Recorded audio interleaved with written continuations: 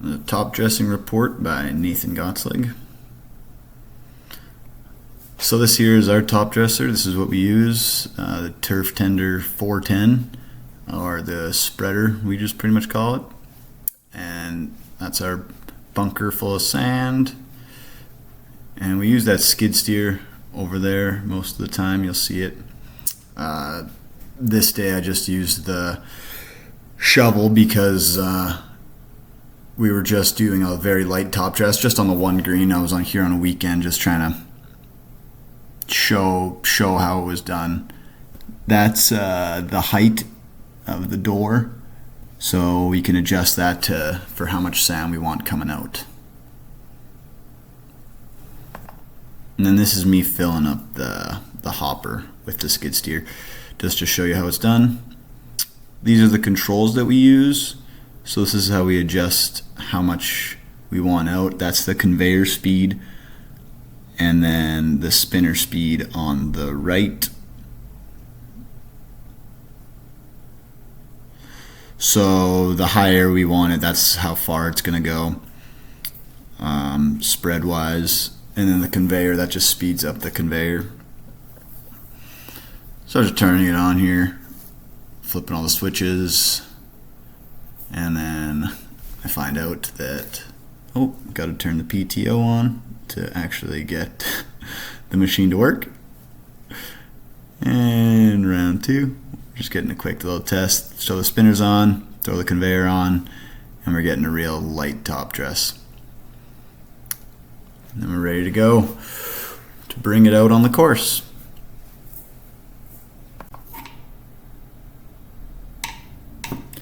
And then this is just what I was kind of targeting, was just a bad area on the back of our number one green, kind of where we had some damage from, well, the tarps didn't cover that spot, so a little bit of winter damage. And then here I'm doing that in action, so I'm doing a very light top dress here. Like, I got the conveyor on 20 and the spread on 40, the spinner's on 40. So this is just a pretty light top dress for us. We haven't aerated or anything. This is just putting it on the green, trying to cover up some of those spots, kind of level it out a little bit. And there you can see it going. Look at that, pretty accurate. I've spent a lot of time on this thing over some falls, so I've gotten pretty comfortable on it. Very satisfying job. I like it a lot. And then, yeah, that was just a pretty light top dress. And then I'm going to bring in the brush, and we're going to brush it in.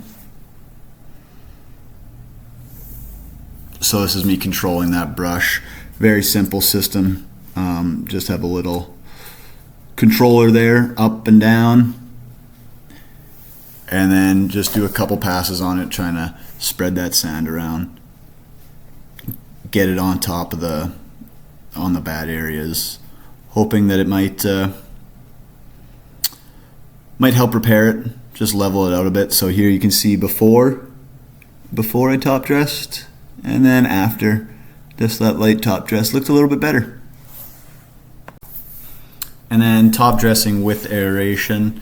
So before I didn't aerate, and then this time I did just a light punch, just in those same areas. So I went around the golf course and went to a couple greens that had some bad spots. Did a very small small aeration with the solid tines, and then we're going to do a little bit of a heavier top dress. So I have the conveyors at 50 and the spinners at 40, so this way we would be able to fill in those holes for the most part, and then that way recovery will be quicker and just smooth out the greens a little bit after we top dress. So there you go again. A little bit heavier of a top dress this time.